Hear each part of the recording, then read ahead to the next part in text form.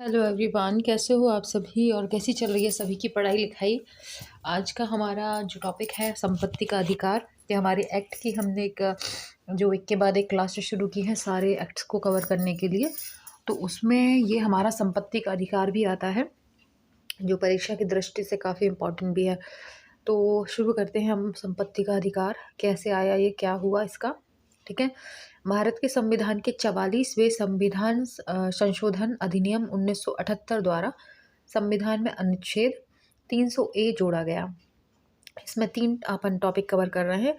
पहला हो गया कि कौन से संविधान संशोधन में हुआ, तो 44वें 44वें, ठीक है, 44वें संविधान संशोधन के अंतर्गत इसको लिया गया। और अधिनियम कब का था ये, 1978, ठीक है।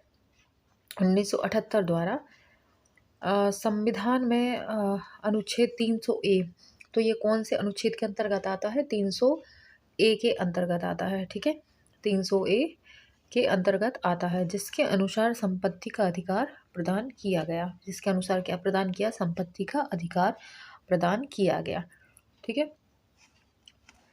अब इसको अपन थोड़ा सा देख लेते हैं कैसे याद हो सकता है। देखो 300 ए तो आसानी से ऐसे याद रखना, 300 ए को 300 एकड़ बना लो, है ना। 300 एकड़ की ज़मीन पर संपत्ति का अधिकार, है ना। 300 एकड़ की ज़मीन होगी तो क्या होगा, बच्चे क्या करेंगे, लड़कियां भी अधिकार मांगेंगी फिर तो संपत्ति का, कि भाई इतनी 300 एकड़ की ज़मीन है, लाओ हमको भी दो। तो 300 एकड़, एक ए को 300 एकड़ बना दो, ठीक है, कि इसके अंतर्गत संपत्ति का अधिकार को जोड़ा गया है। संविधान का संशोधन कौन सा था, 44वां, ठीक है, 44वां, इसको याद रखना पड़ेगा आपको, ठीक है।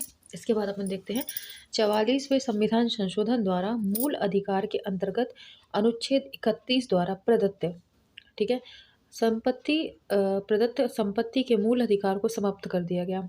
पहले कौन सा था, 31वां था। अनुच्छेद कौन सी के अंतर्गत आता था पहले, जब ये मूल अधिकार था तब ये 31वां था, ठीक है। तो उसको समाप्त कर दिया गया। अब यह अध्याय, वह इस अध्याय के अधीन एक संवैधानिक अधिकार है। पहले मूल अधिकार था, अब संवैधानिक है, ठीक है। तो ये थोड़ा सा याद रखना है। आगे चलेंगे। संपत्ति का अधिकार अब मूल अधिकार नहीं रहा। संपत्ति के अधिकार का विनियमन साधारण विधि बनाकर किया जा सकता है। हाँ, कोई भी साधारण विधि बनाकर किया जा सकता है। इसके लिए किसी संवैधानिक संशोधन की आवश्यकता नहीं है। किसी भी संविधान संशोधन की आवश्यकता इसमें नहीं है, ठीक है। वर्तमान में संपत्ति का अधिकार अनुच्छेद 19(1) चा प्रत्येक नागरिक को अधिग्रहण करने, रखने एवं निपटाने की गारंटी देता है, ठीक है। अनुच्छेद 19(1) के तहत, 19(1) चा के तहत प्रत्येक नागरिक को संपत्ति को ग्रहण करने, रखने और निपटाने की गारंटी देता है, ठीक है। ये पहले की बात हो रही है, अभी समझना ज़रा। तो देखो इसमें फिर क्या है, अनुच्छेद 19(1) चा के अंतर्गत इसमें क्या बता रहा है कि प्रत्येक नागरिक को संपत्ति को अधिग्रहण करने, रखने एवं निपटाने की गारंटी देता है। 19(1) चा के तहत, ठीक है, क्या अधिकार देता है, प्रत्येक नागरिक को अधिग्रहण करने, संपत्ति को अधिग्रहण करने, रखने एवं निपटाने की गारंटी देता है 19(1) के तहत, ठीक है, 19(1) चा के तहत, ओके। इसके बाद देखो 18 साल में इंसान क्या हो जाता है, ऐसा थोड़ा सा देख लेना, समझना। 18 साल में इंसान थोड़ा सा क्या हो जाता है, एडल्ट हो जाता है ना। एडल्ट हो जाता है तो फिर क्या है, 19 साल तक वो थोड़ा जिम्मेदार हो जाता है। तो 19 साल में क्या हो जाता है, उसको अपन संपत्ति रखने के लिए दे सकते हैं, ठीक है। उसको गारंटी, मतलब अधिग्रहण करने, रखने और निपटाने की गारंटी उसको मिल जाती है। कितनी में, 19 साल में, ठीक है। 19 साल में उसको ये अधिकार जो है मिल जाता है, क्योंकि उसके पहले वो छोटा होता है, नाबालिग होता है, उसको नहीं दे सकते। लेकिन 19 साल का हो गया, 18 कंप्लीट करके 19 का हो गया, तो फिर उसको क्या है, अधिग्रहण करने का अधिकार हो जाता है। इस तरीके से 19(1) चा याद कर लेना। इसके बाद 31 आता है, प्रत्येक व्यक्ति को चाहे वो नागरिक हो या गैर नागरिक, अपनी संपत्ति वंचन के खिलाफ अधिकार है, ठीक है। और इसके बाद बिना विधि सम्मत कानून के कोई भी संपत्ति पर अधिकार नहीं कर सकता, तथा राज्य द्वारा किसी व्यक्ति की संपत्ति का अधिग्रहण 2 शर्तों के आधार पर हो सकता है राज्य द्वारा। जैसे राज्य में देखा होगा कई कंडीशन बन जाती हैं कि ऐसी जगह पर किसी व्यक्ति की संपत्ति है, खेत है या मकान है जहाँ से राजमार्ग निकलना है या सड़क निकलना है या किसी भी प्रकार की मतलब सरकारी संपत्ति का कुछ वहाँ पे होना है तो वो ले सकती है। वो शर्तें क्या हैं वो अपन देख लेते हैं। राज्य किस किन कंडीशन में किसी की संपत्ति ले सकता है तो वो अपन देखते हैं, ठीक है? अनुच्छेद 21 के तहत आ रहा है ये। हाँ, इसमें देखो, अधिग्रहण का उद्देश्य सार्वजनिक कार्यों के लिए किया जाना चाहिए, ठीक है? क्या-क्या कंडीशन है? अधिग्रहण का उपयोग सरकार किन कंडीशन में ले सकती है? अधिग्रहण का अधिकार, उद्देश्य सार्वजनिक कार्य, वही सार्वजनिक कार्य में जाता है, सड़क बनेगी तो सार्वजनिक होगी, है ना? अधिग्रहण के फलस्वरूप हुई क्षतिपूर्ति का भुगतान उसके मालिक को दिया जाना चाहिए। अब तुमने उसका खेत में से सड़क तो निकाल दी, अब जितनी सड़क में गई है उसकी भूमि, वो सरकार को देनी होगी उसके मालिक को, ठीक है? वो ले तो सकता है लेकिन उसको क्षतिपूर्ति देनी होगी। ऐसे नहीं है कि सरकार ने उठाया किसी का भी मकान लिया, गिराया और रोड निकाल दी वहाँ से और बेचारा सड़क पे आ गया, तो ऐसा नहीं होता। अगर उसको संपत्ति ली है, चाहे वो खेत हो या मकान हो, जो भी तोड़-फोड़ हुई है, जो भी कब्ज़ा किया है, वो उनका हर्जाना उनको देना होगा। इसके बाद लेकिन उतनी कीमत नहीं मिलेगी जितना आप किसी को बेच के लोगे, है ना? सरकारी के हिसाब से ही मिलेंगे पैसे। आगे देखेंगे, संविधान होने के समय से ही संपत्ति का अधिकार सबसे विवादास्पद रहा है। जब से संविधान लागू हुआ है तभी से संपत्ति का अधिकार बहुत विवाद रहे हैं इसमें कि लड़कियों को भी अधिकार मिलना चाहिए तो इसको भी मिलना चाहिए, तो उसको भी बहुत विवादास्पद रहा है। संपत्ति जहाँ है वहाँ तो विवाद है ही है, चाहे वो संविधान में हो चाहे निजी जिंदगी में, है ना? इस कारण संसद और न्यायालय के बीच अनेक विवाद उत्पन्न हुआ और कई सारे संविधान संशोधन हुए, जैसे पहला, चौथा, 7वां, 25वां, 39वां, 44वां, 40वां, 42वां। इन संशोधनों के माध्यम से अनुच्छेद 31 में क, ख, ग जोड़ा गया, ठीक है? मतलब जो इतने सारे पहला, चौथा, 7वां इतने सारे जो हुए हैं उनमें इन संशोधनों के माध्यम से अनुच्छेद 31 में क, ख, ग जोड़ दिए गए।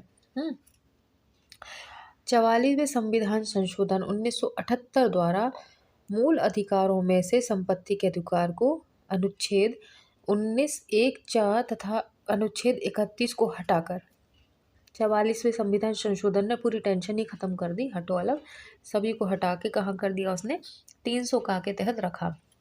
19(1) को भी हटा दिया, 31 को भी हटा दिया, दोनों को हटा के क्या करा उनने 300 का ले आए, सीधी सीधी बात, ठीक है? 300 का मतलब वही 300A है ना, इंग्लिश में ए हिंदी में का, कंफ्यूज नहीं होना है, दोनों एक ही है, ठीक है? हिंदी में का बोलेंगे और इंग्लिश में 300A। आगे देखेंगे, इस प्रकार यह मूल अधिकार से कानूनी संवैधानिक अधिकार बन गया, ठीक है? क्या बन गया? अब ये मूल अधिकार से हटके क्या बन गया? ये कानूनी संवैधानिक अधिकार बन गया तथा यह संविधान के मूल ढांचे का हिस्सा भी नहीं रहा, मूल ढांचे का हिस्सा नहीं रहा, कानूनी बन चुका है, ठीक है?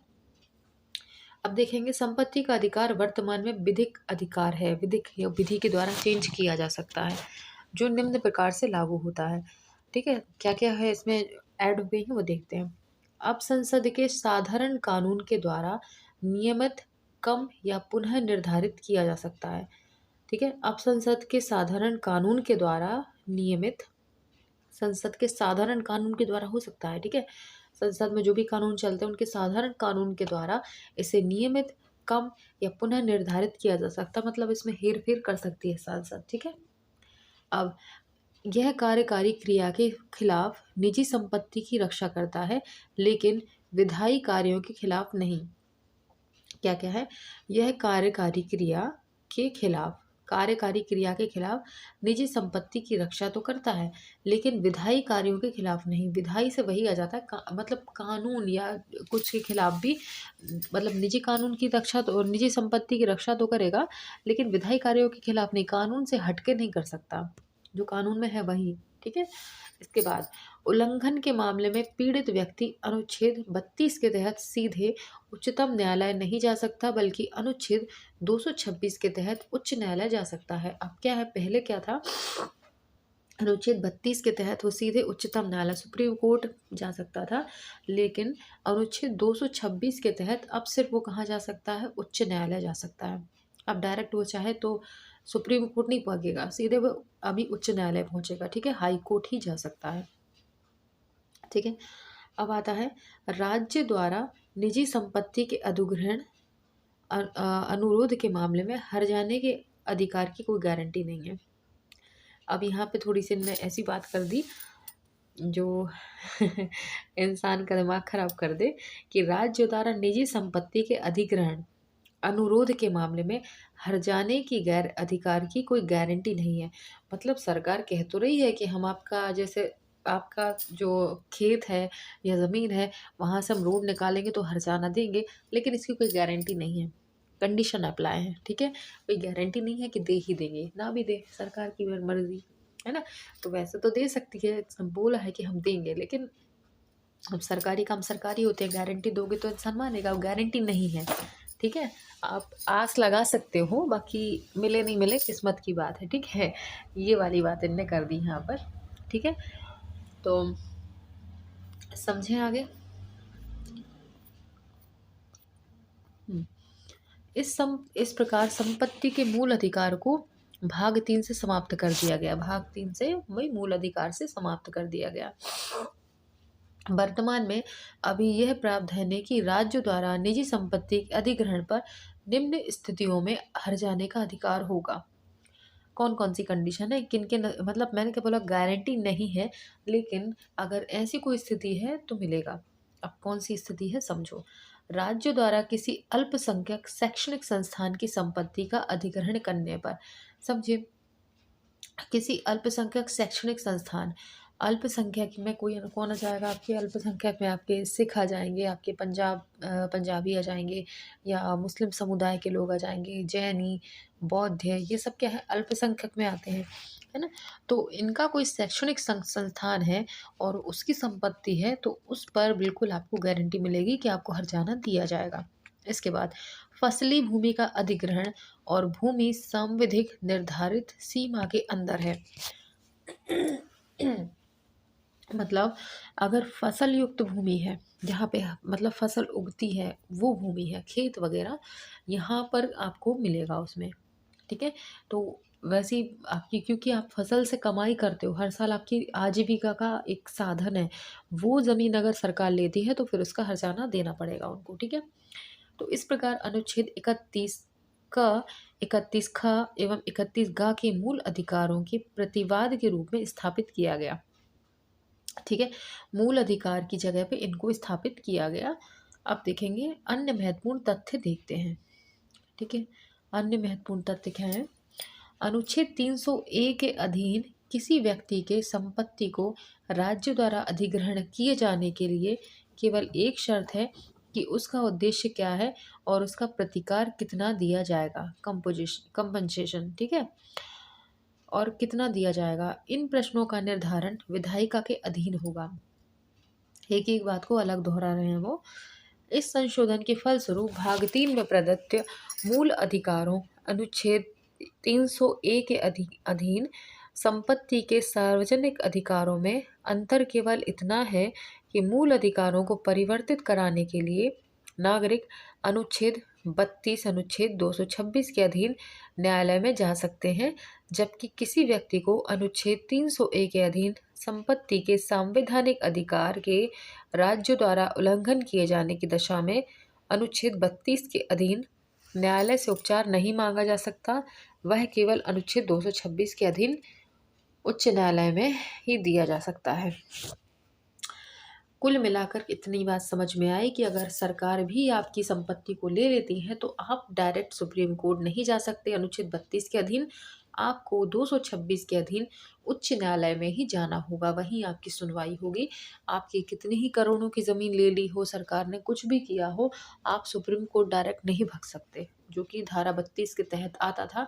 अब आपको कहाँ जाना होगा, 226 के तहत उच्च न्यायालय आपको जाना होगा। ठीक है, आगे देखेंगे।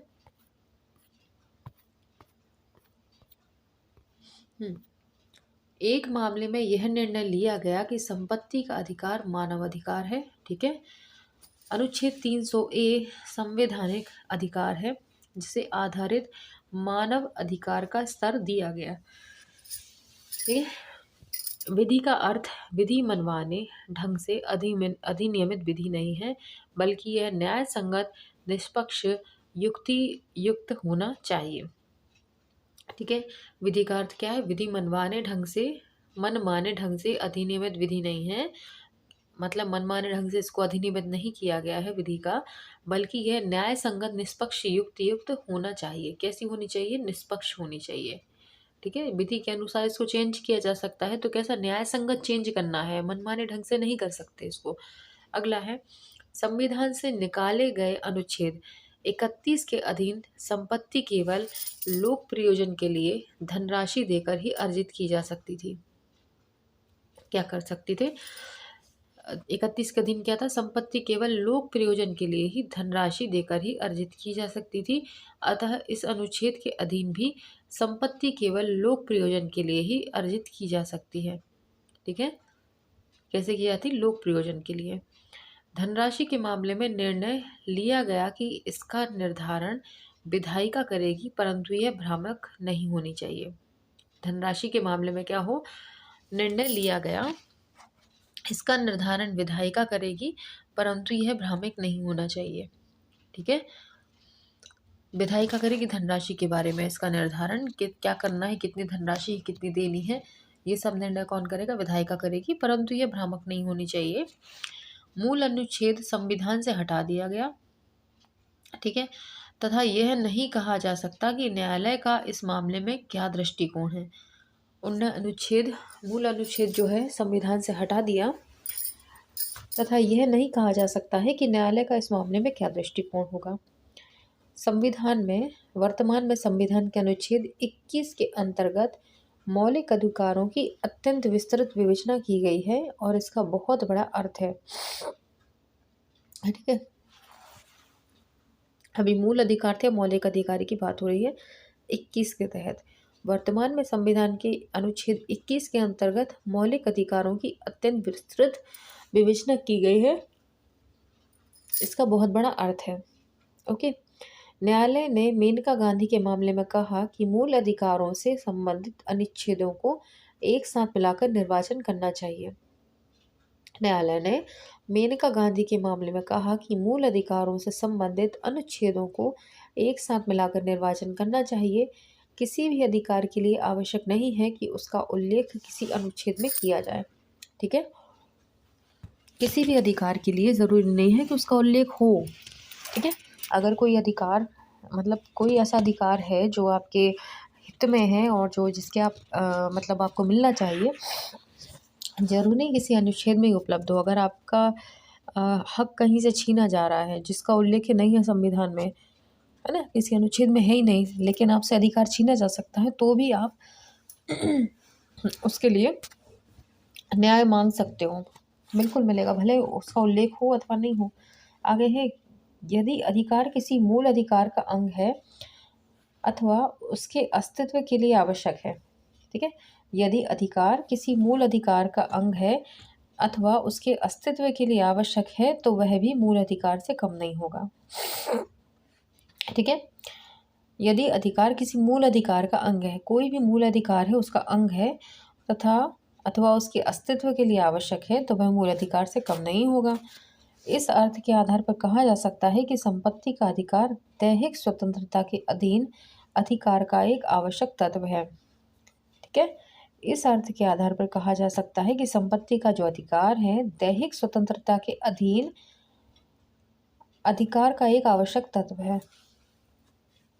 आगे, अभी यह मूल अधिकार नहीं बना है, भले ही उसमें संबंधित अनुच्छेद को संविधान से निकाल दिया गया हो, पर दैहिक स्वतंत्रता से वंचित कराने वाली विधि उचित कोई युक्तियुक्त होना चाहिए, अर्थात नैसर्गिक न्याय के सिद्धांतों के अनुरूप होना चाहिए।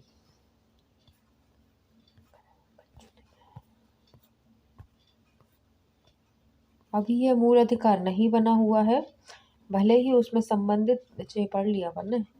ऐसा अनुच्छेद 301 के अधीन किसी व्यक्ति के संपत्ति को अर्जित कराने के लिए कोई विधि बनाई जाती है, तो न्यायालय इसकी जांच करेगा कि वह विधि युक्तियुक्त है या नहीं। ठीक है, संपत्ति को अर्जित करने के लिए यदि कोई विधि बनाई जाती है तो न्यायालय इसकी जांच करेगा कि यह विधि युक्त है या नहीं है। यदि ऐसी विधि द्वारा संपत्ति का अधिकरण किसी लोक प्रयोजन के लिए नहीं किया गया, यह प्रतिकार उचित नहीं है, तो उसे असंवैधानिक घोषित किया जाएगा। ठीक है, देखो फिर क्या था कि संपत्ति के अधिकार को समाप्त करना भारत सरकारों के लिए आवश्यक हो गया था, क्योंकि भूमि अधिग्रहण अधिनियम के अर्थों को और उसके उद्देश्यों को प्राप्त करना इस अधिकार के होते हुए मुमकिन नहीं हो रहा था। मतलब जैसे मूल अधिकार था ये हमारा, तो क्या हो रहा था कि संपत्ति, जैसे सरकार को ज़मीन की ज़रूरत है कुछ भी सार्वजनिक काम के लिए, तो मकान मालिक अड़ जाता था कि नहीं हम नहीं दे सकते, है ना। तो उसमें सरकार कुछ कर नहीं सकती थी और विकास कार्य में बाधा आ रही थी, तो इसलिए इसको समाप्त करना बहुत ज़रूरी हो गया था और इसको फिर मूल अधिकारों से हटा दिया गया कि सरकार चाहे तो ले सकती है ना। तो ये इसलिए इसको हटाना बहुत आवश्यक हो गया था।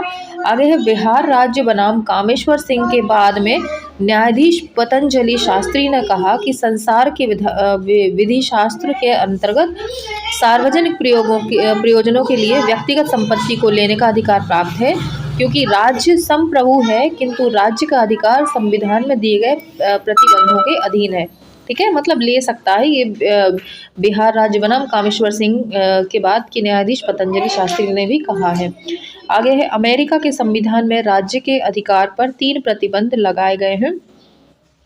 ठीक है, संविधान में राज्य के अधिकार पर 3 प्रतिबंध लगाए गए हैं। पहला प्रतिबंध है वैलिड लॉ, संपत्ति अधिग्रहण किसी वैध विधि द्वारा बाधिकृत होना चाहिए। दूसरा, प्रतिबंधित संपत्ति सार्वजनिक, आगे देखेंगे, सार्वजनिक क्या 2 प्रयोजन के लिए अधिग्रहण की जानी चाहिए। तीसरा, प्रतिबंध उचित प्रतिकरण दिया जाना चाहिए, मतलब उचित उसका कुछ मिलना चाहिए प्रतिकर। ठीक है, आगे है, भारत में भी मूल अधिकार अनुच्छेद 3 के अधीन राज्य के संपूर्ण प्रभुत्व संपन्न शक्ति पर उक्त तीनों निर्बंध लगाए थे, पर नया अनुच्छेद 300A राज्य की शक्ति प्राप्त केवल एक निर्बंधन लगाता है, और वह है कि विधि का प्रतिकार। इस संशोधन के फलस्वरूप राज्य के प्रभुत्व अधिकार की शक्ति बहुत बड़ी हो गई है। कुल मिलाकर अब ये हो गया है कि आपकी ज़मीन ली जा सकती है, बदले में आपको क्या किया जाता है, कंपनसेशन दिया जा सकता है। ठीक है, तो कुल मिला के ये हो गया है कि आपको उसका हर्जाना मिल जाएगा, लेकिन सरकार जब चाहे जिसकी चाहे ज़मीन सार्वजनिक उपयोग के लिए वो ले सकती है। कुल मिलाकर इसका ये सीधा सीधा है। ठीक है, आगे देखेंगे तो देखो ये था हमारा संपत्ति का अधिकार, जो हमने देख लिया, पढ़ लिया। इसमें ज़्यादा कुछ नहीं है, बस ये संशोधन ही बस याद रखना है, और पहले कौन सी धारा में था और अब किस अनुच्छेद के तहत था और अब किस अनुच्छेद के तहत है, बस इतना ही इसमें याद रखने वाला है।